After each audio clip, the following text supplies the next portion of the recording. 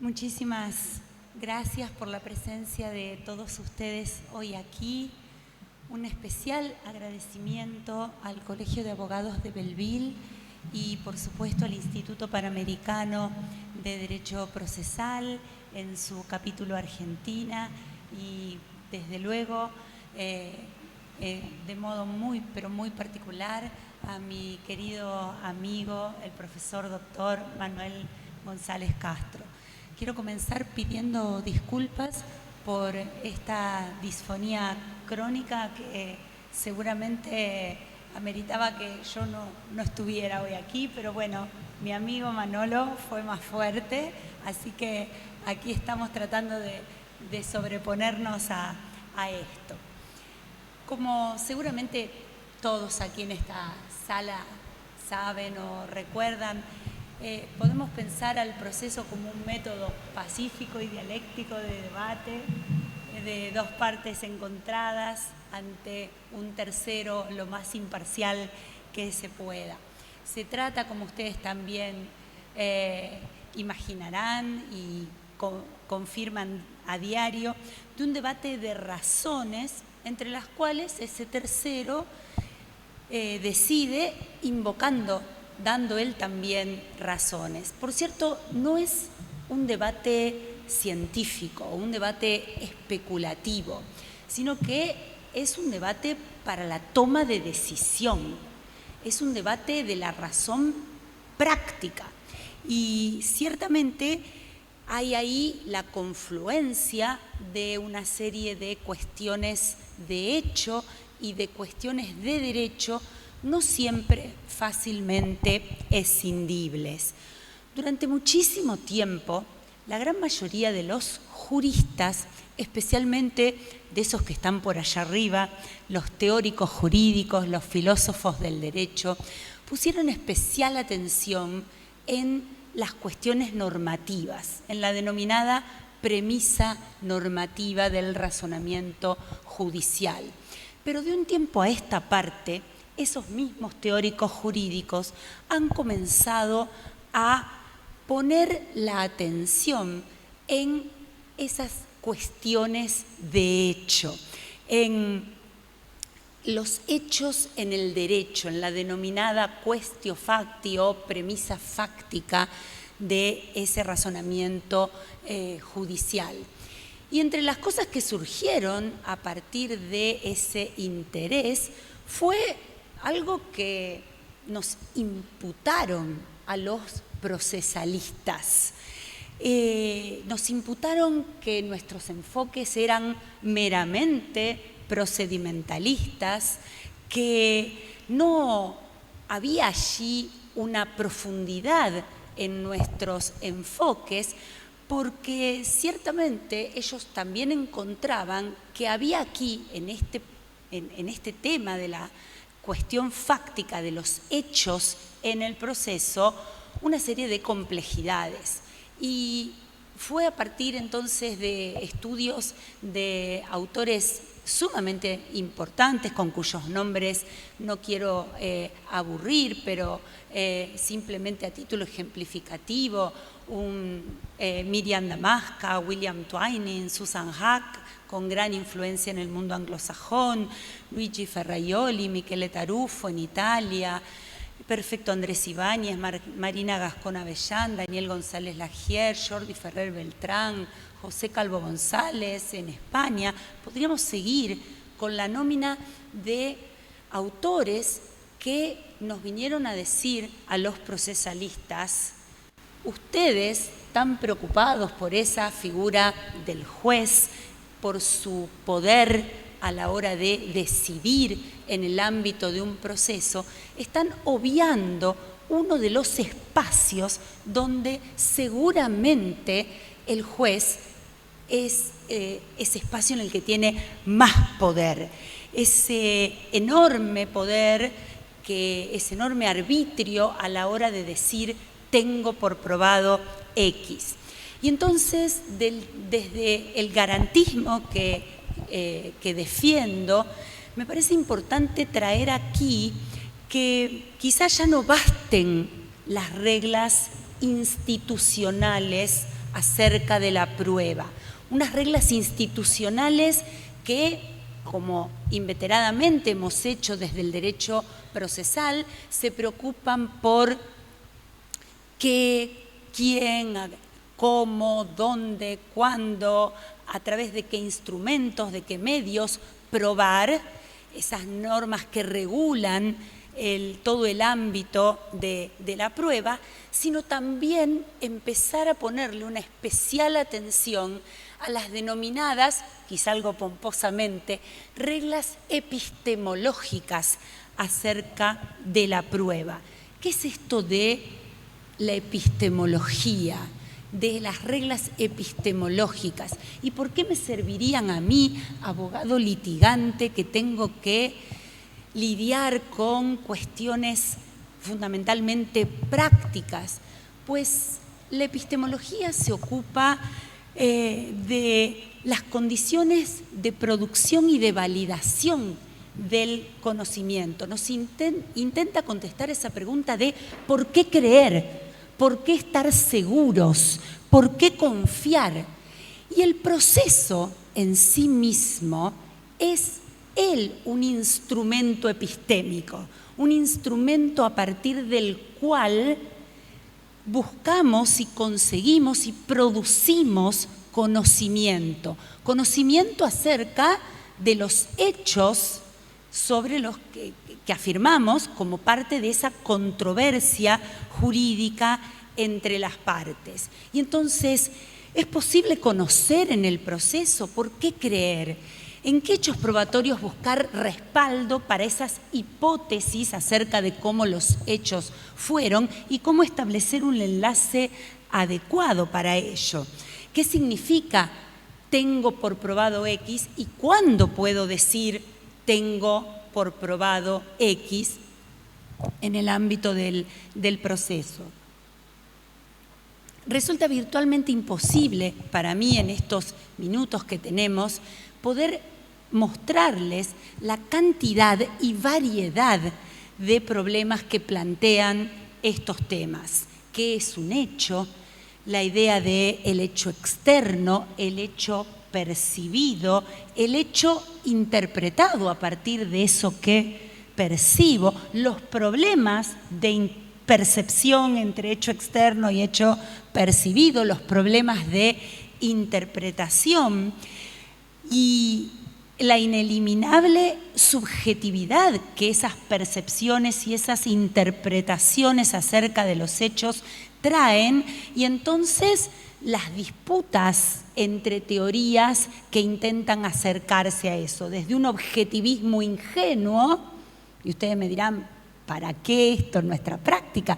Pues un juez que adscriba, muchas veces hasta sin saberlo, a un objetivismo ingenuo, será ese juez que esté confiado que él sabe, que no se plantee ninguna duda, que tenga unos prejuicios que ni siquiera es consciente de que son tales, de que son prejuicios, que un mero acercamiento a un medio probatorio le dé plena confianza de que esto es así, a partir de una inmediación, por ejemplo.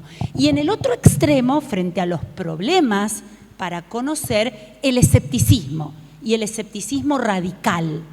Y conocemos esos jueces también, esos que dudan de todo, pero no será qué, pero no será qué, pero no será qué, y todo lo rechazan y nada tienen por probado y desechan cualquier tipo de indicio y no confían en esos materiales probatorios que tienen ante sí.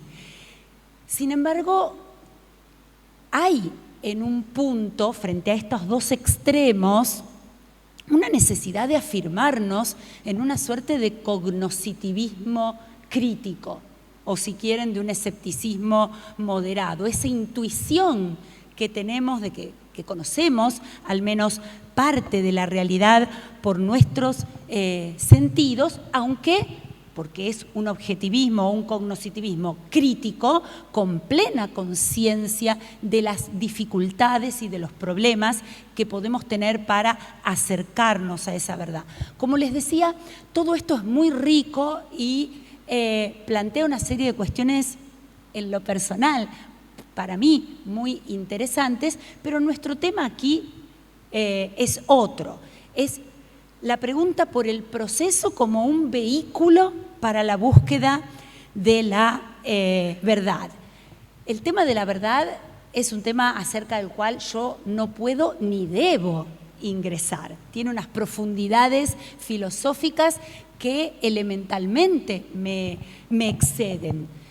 Puedo sí afirmar que comparto los postulados de un cognoscitivismo muy crítico, sobre todo o particularmente en un ámbito como el jurídico, en el que muchas verdades, como diría la epistemóloga Susan Haack, son socialmente construidas, en la que participamos legisladores, jueces, abogados, académicos, operadores del derecho en general, y acerca de las cuales, por tanto, hay múltiples interpretaciones, posturas y demás.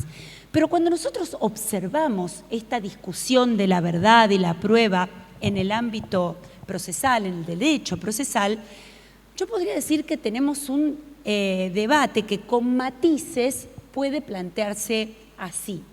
Por un lado, en una posición, quienes sostienen que el proceso tiene como fin institucional, y muchas veces como un fin primordial institucional del proceso, esa búsqueda de la verdad.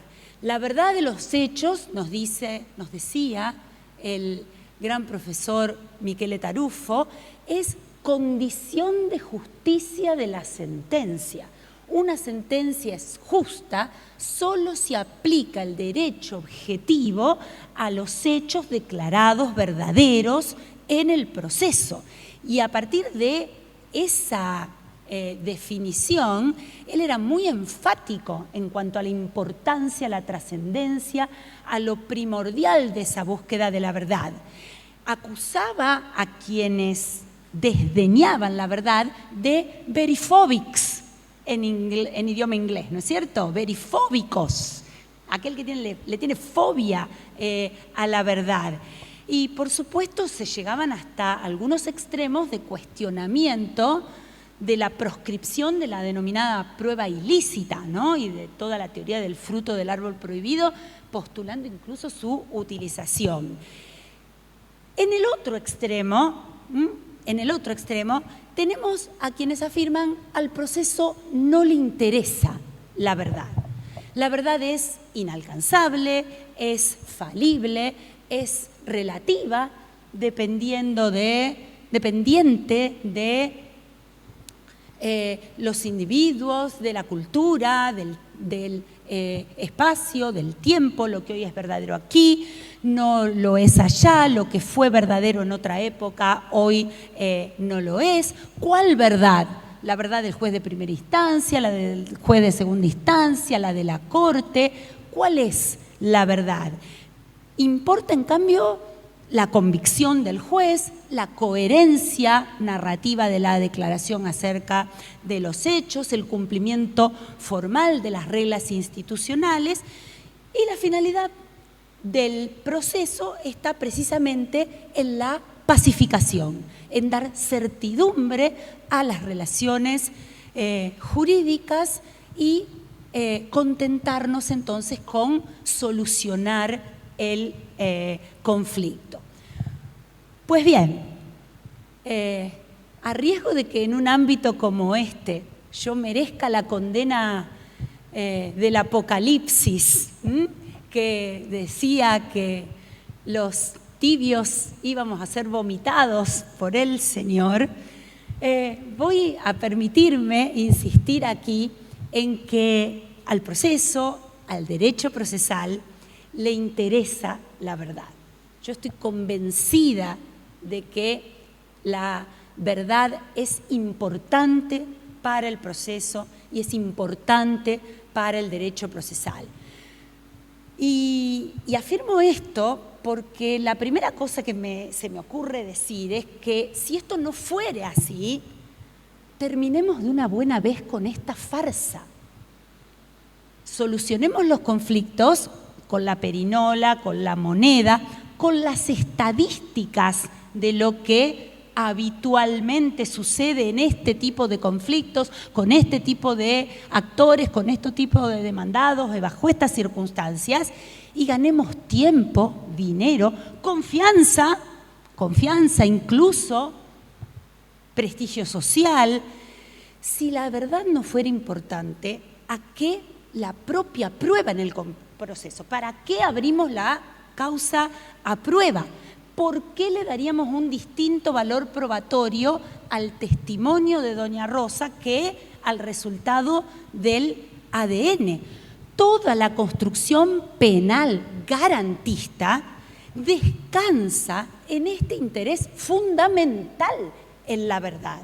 Descansa en el hecho de que vamos a meter tras las rejas a quien demostremos con el más alto grado de probabilidad posible, más allá de toda duda razonable, a quien efectivamente cometió ese delito que le estamos imputando. Claro, desde ya no se trata de cualquier cosa, de cualquier verdad. Se trata de una verdad con límites, la propia falibilidad humana, ese ineliminable subjetivismo del que hablábamos, y podríamos seguir así. Pero, ¿qué sucede? Decíamos, hay un interés por la verdad, hay una búsqueda de la verdad, pero al lado de esa preocupación y de esa caja de herramientas epistemológicas destinadas a justamente acercarnos a lo más que se pueda a la verdad, para el derecho procesal hay otros valores en competencia. Ahí es donde aparecen las reglas institucionales de la prueba, esas que nos dicen cómo, qué, quién, dónde, cuándo, hasta dónde probar. Hay, por un lado, la constatación de que no buscamos la verdad a cualquier coste. No torturamos, para decirlo brevemente, para obtener la verdad. Entran en competencia la dignidad humana, la intimidad, la autonomía, la autodeterminación, más allá de que muchas de estos valores incluso sean muy también dependientes de la cultura, del tiempo y el lugar. Pero además no buscamos la verdad todo el tiempo, ni en cualquier tiempo. En algún momento necesitamos justamente pacificar, necesitamos justamente dar certidumbre a las relaciones jurídicas. Y por eso aparecen los plazos procesales, la negligencia probatoria, la caducidad, la cosa juzgada y tantos otros institutos que conspiran ahora contra la verdad, que son en algún punto contraepistémicos. Pero fíjense que aún así, en excepcionales casos, se producen desfraccionamientos. No otra cosa es la nulidad de cosa juzgada irrita. El recurso de revisión en lo civil para las provincias que lo tienen, el recurso de revisión en lo penal, en el que de nuevo, y a pesar de la sacrosanta cosa juzgada que venía a convertir el círculo en cuadrado, se tira abajo la cosa juzgada y se reabre, se privilegia nuevamente la verdad. Desde mi humilde visión, podría decir que toda esta discusión acerca de la verdad en el proceso gira sobre todo en torno a las reglas institucionales. Para algunos hay que atender menos, hay que limitar, eliminar, reducir a un mínimo indispensable las reglas institucionales. Y, por ejemplo, admitir prueba ilícita, sancionar al que cometió el ilícito, pero valernos de ese resultado, maximizando las fuentes de prueba que nos lleven precisamente a esa verdad. Para otros, en cambio, hay que atender solo a las reglas institucionales. Muchas veces, y a partir de eso, y unas reglas institucionales estrictas, ¿verdad? Generando quizá pocos incentivos o minimizando brutalmente las chances de aproximarnos a esa verdad. A mí me parece que cuando el debate gira en torno a esa discusión que es muy legítima y respecto de la cual yo en lo personal me siento mucho más cerca de una segunda posición, de hacer valer plenamente reglas institucionales, reglas exclusionarias de la prueba, como se las menciona con una mala traducción del inglés, a casos que estén plenamente justificados, ¿no es cierto? Pero que cuando centramos el debate ahí, paralelamente, me parece que podemos llegar a encubrir esta cuestión vinculada ahora y de nuevo con las reglas epistemológicas. ¿Cuánto tiene de racional cuando yo digo Juan mató a Pedro? Quedó probado X, quedó probado el asesinato. ¿Cuánto tiene que estar respaldado en hechos probatorios, por hechos a probar, con unos adecuados enlaces que permitan el salto inferencial? ¿Cómo cuánto le ponemos la atención a esas reglas epistemológicas? Y aquí sí, me parece, si los garantistas somos consecuentes con la defensa de esas garantías, me parece a mí que tendríamos que prestar mucha más especial atención a esas reglas epistemológicas, porque más allá del respeto por las reglas institucionales, importa, créanme, cómo razona ese juez. Me importa saber cómo opera él con el material probatorio.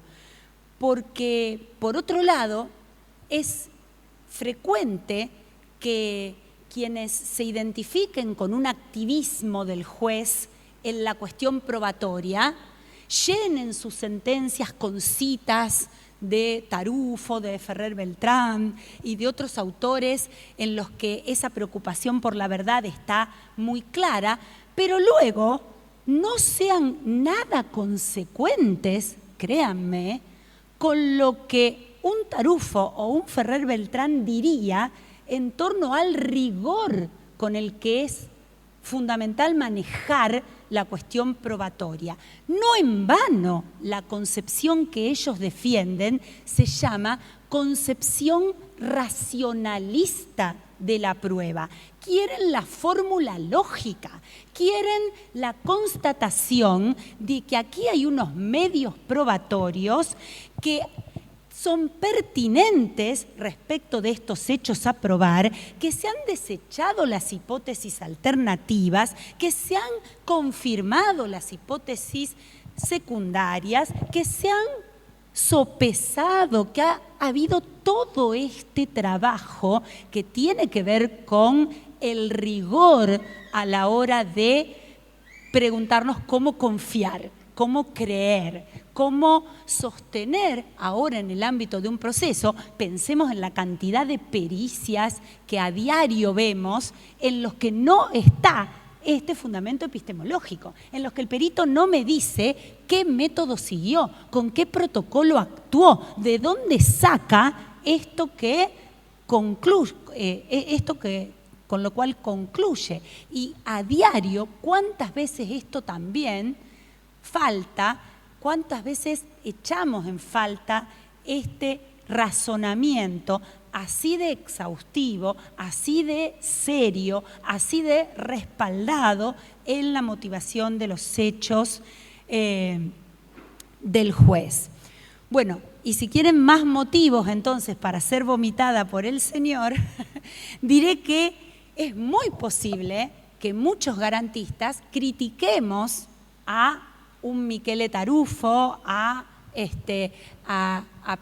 autores que defienden una restricción para muchos de nosotros inadmisible de las reglas institucionales de la prueba, pero créanme que resultaría inexplicable que si se quiere seguir siendo garantista, de garantizar que esto que se dice respecto de los hechos afirmados en el proceso quedó efectivamente confirmado, no nos hagamos cargo, no nos preguntemos, sería, como digo, ni siquiera preguntarnos por esas reglas epistemológicas y contentarnos con una justificación en passant, con un simplemente estoy convencido que, o como escuchamos hace algunos años, no tengo pruebas pero no tengo dudas, o según la sana crítica, y decirlo simplemente